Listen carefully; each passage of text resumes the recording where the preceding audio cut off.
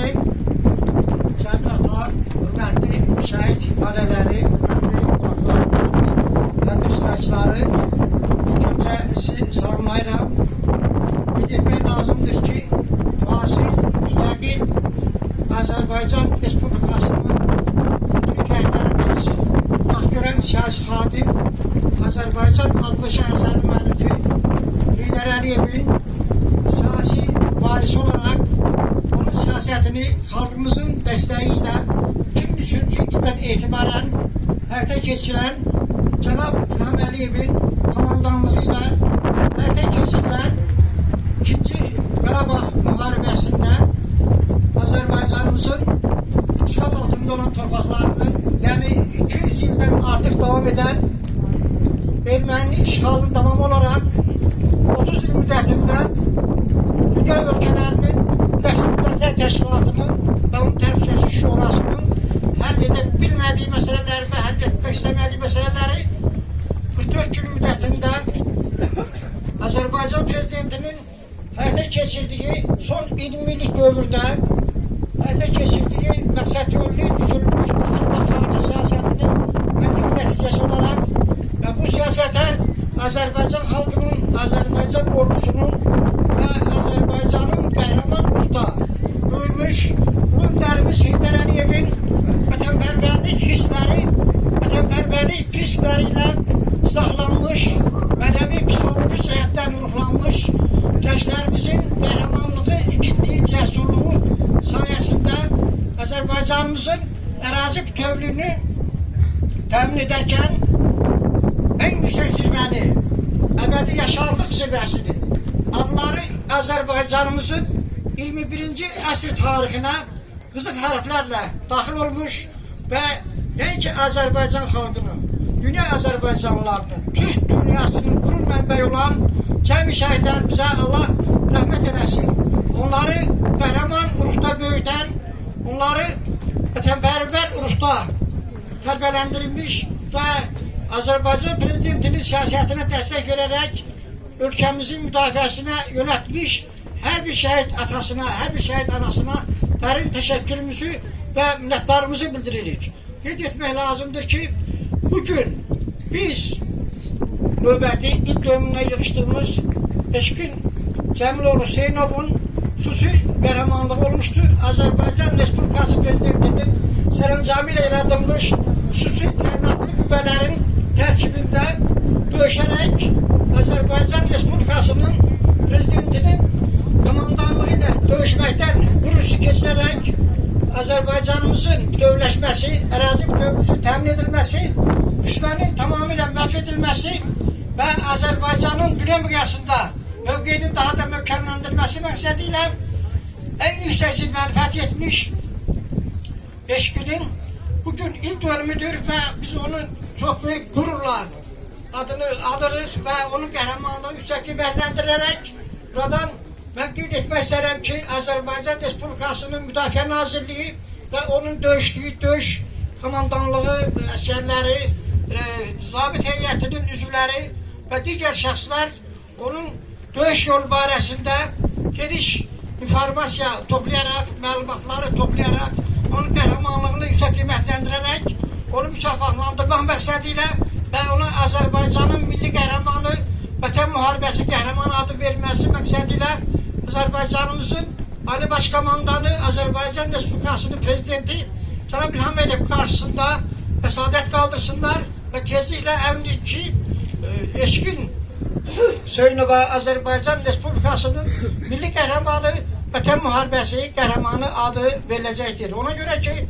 Tovuz rayonundan vətənimizin müdafiəsində iştirak etmiş hər bir şəhidimiz qəhrəmandır, vətənpərvərdir. Onun məntiqi nəticəsidir ki, çox yüksək səviyyədə Azərbaycanımızın ərazilərinin bütövləşməsində çox fəal iştirak etmişlər. Və müasir dövrümüzü yazmış, Azərbaycanımızın 21. əsr tarixini yazmış hər bir şəhidimiz Azərbaycanımızın milli qəhrəmanıdır. Vətən müharibəsi qəhrəmanıdır. 21. əsr Azərbaycan xalqının tarixinə, Türk dünyasının tarixinə, dünya Azərbaycanlılarının və tərəqqipərvər bəşəriyyətin tarixinə adları əbədi daxil olmuşdur. Ona görə ki, onlar 1994-cü ilin 12 Mart tarixindən 1-ci Qarabağ müharibəsini yekun olaraq tüm məsələlərin sülh yolu ilə həll edilməsi istiqamətində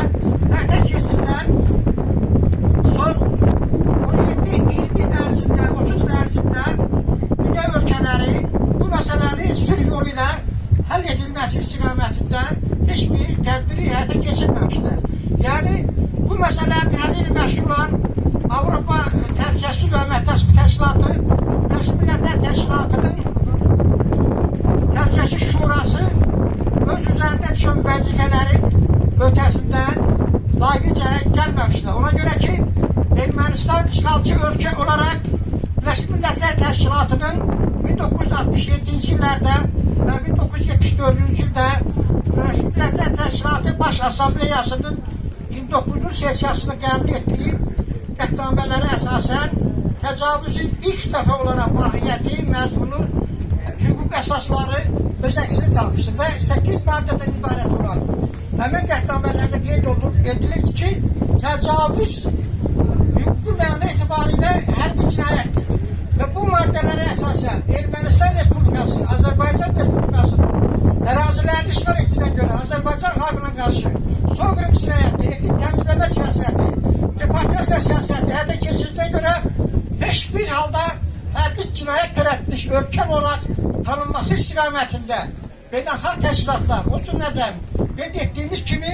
Birləşmiş Millətlər Təşkilatının Təhlükəsizlik Şurası heç bir tədbir görməmişdir. Və qeyd etmək lazımdır ki, 1-ci Qarabağ müharibəsində Ermənistan silahlı qüvvələrinin işğal etdikləri ərazilərindən qeyd şərti çıxarılması, askın və məcburi köçkünlərimizin Dədə-Baba yurtlarına qaytarılması haqqında 4 qətnaməsini, yəni 2 aprel 1993-cü ildə qəbul etdiyi 822 sayılı, 19 iyun tarixində qəbul etdiyi 853 sayılı, 14 oktyabr tarixində qəbul etdiyi 874 və 11 noyabr tarixində qəbul etdiyi 884 sayılı qətnamələri yerinə yetirməmişlər. Və nəhayət ki, Azərbaycan Respublikası Prezidenti Silahlı Qüvvələrimizin Ali Baş Komandanı Cənab İlham Əliyevin həyata keçirdiyi məqsədli yönlü siyasətə Azərbaycan xalqının verdiyi dəstəyin nəticəsi olaraq və şəhidlərimizin qəhrəmanlığı sayəsində dünya ölkələrinin həll edə bilmədiyi məsələləri və həll etmək istəmədikləri Ermənistan Respublikasını qeyd etdiyi maddələrin tələblərinə uyğun olaraq hərbi cinayət törətdiyi ölkə olaraq beynəlxalq miqyasda elan etmədiklərinə görə Azərbaycan Prezidenti, Azərbaycan xalqının, Azərbaycan gənclərinin eşqin kimi minlərlə, yüzlərlə gəncimizin vətənpərvərliyinə, humanizminə, vətənə olan sevgisinə arxalanaraq, Azərbaycan ordusunun gücünə arxalanaraq, Azərbaycan Respublikası Konstitusiyasının 111-ci maddəsinin Birləşmiş Millətlər Təşkilatı Nizamnaməsinin 51-ci maddəsi tərəflərinə uyğun olaraq, beynəlxalq hüquq normalarına uyğun olaraq Azərbaycan Respublikasının ərazi bütövlüyünün təmin edilməsi üçün hücum əməliyyatlarının həyata keçirilməsinə göstəriş vermişdir. Və burada əldə olan nailiyyətlərin hər biri üçün bizim şəhidlərimizin əbədi yaşarlıq zirvəsini fəth etmiş şəhidlərimizin xüsusi qəhrəmanlığı, igidliyi vardır. Ona görə də mən bu faktları ona görə qeyd etdim ki, həqiqətən hər bir şəhid Azərbaycan Respublikasının milli qəhrəmanlıdır, vətən müharibəsi qəhrəmanlıdır ki, ona görə ki, bir daha qeyd edirəm ki, dünya ölkələrinin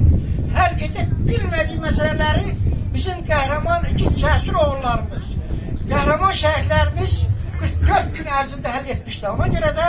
bir daha qeyd edirəm ki, Azərbaycanımızın ərazi bütövlüyünün, suverenliyinin təmin edilməsi uğrunda Azərbaycan Prezidentinin komandanlığı ilə gedən döyüşlərdə ən yüksək zirvəni, əbədi yaşarlıq zirvəsinin fəth etmiş hər bir şəhidimiz Azərbaycanın milli qəhrəmanıdır, vətən müharibəsi qəhrəmanıdır. Allah cəmi şəhidlərimizə rəhmət eləsin, Allah xalqımızı qorusun, hər bir şəhid ailəsinə, şəhid anasına, şəhid atasına can sağlığı, zürümü versin, Allah qorusun. Yəni biz şəhidlərimizin həmişə qürur üstü keçiririk, onlarla fəxr edirik, onlar əbədi yaşardılar. Yəni